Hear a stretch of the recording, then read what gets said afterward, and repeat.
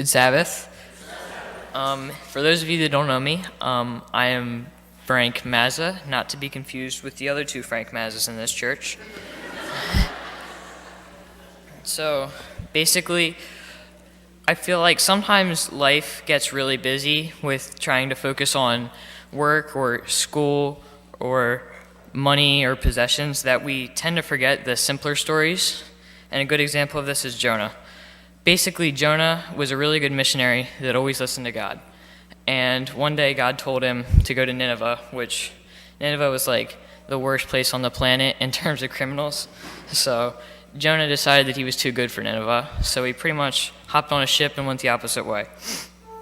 In the middle of the ocean, their big storm came, and Jonah knew that he shouldn't have ran from God already. So he decided it was smart to jump off of the boat. And so he jumped off the boat, and immediately the storm stopped. But now Jonah was in the ocean. A big fish came and swallowed Jonah. And Jonah was in the stomach of the big fish for the next 3 days. Jonah sat in the fish for 3 days, praying and talking to God. But on the third day, the fish vomited Jonah up on the beach, and Jonah decided it was smart to listen to God and go to Nineveh.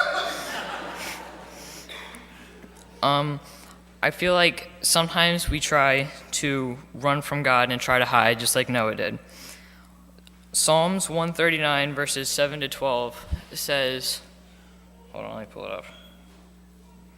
Where can I go from your spirit? Where can I flee from your presence? If I go up to the heavens, you are there. If I make my bed in the depths, you are there. If I rise on the wings of the dawn, if I settle on the far side of the sea, even there your hand will guide me. Your right hand will hold me fast. If I say, surely the darkness will hide me, and the light become night around me, even the darkness will not be dark to you. The night will shine like the day, for the darkness is as light to you. So basically, what David is trying to say is that we can't hide from God, like what Jonah tried to do. If we try to run from him, it won't work because he's God and he sees us when we're sleeping and he knows when we're awake. So what is God going to have to do to get your attention? Hopefully not end up in a pile of fish guts. And are you trying to run from him now? Are you trying to hide? Is he calling you to a new ministry, like telling you to talk to a peer or coworker or neighbor? 1 Timothy 4:12 says, don't let anyone look down on you because you are young, but set an example for the believers in speech, in conduct, in love, in faith, and in purity.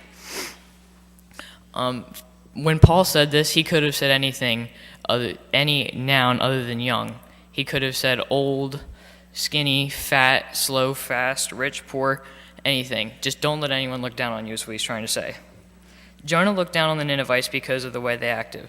He thought that because they were criminals, that they weren't good enough for him, and he shouldn't have gone. That caused him to change his conduct, faith, and love.